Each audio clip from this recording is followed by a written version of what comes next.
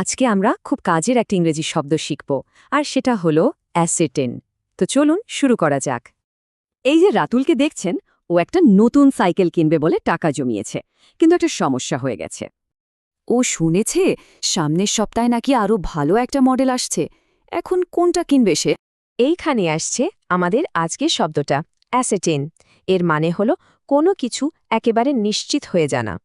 টাকা খরচ করার আগে রাতুলকে অরসার্টেন করতে হবে ওই নতুন সাইকেলের খবরটা সত্যি কিনা।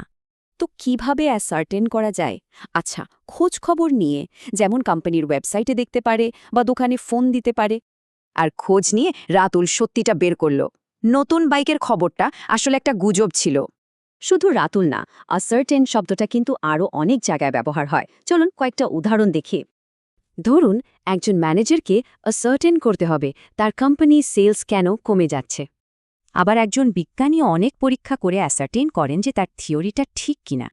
আর ডিটেকটিভের কাজই হল অ্যাসার্টেন করা সন্দেহভাজন লোকটি ঘটনার সময় কোথায় ছিল। এবার রাতুলের কাছে ফেরা যাক।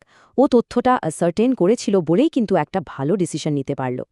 তার মানে অ্যাসার্টেন হল নিশ্চিত হয়ে জানা, শুধু অনুমান নয় বরং খোঁজ খবর নিয়ে সিদ্ধান্ত নেয়া।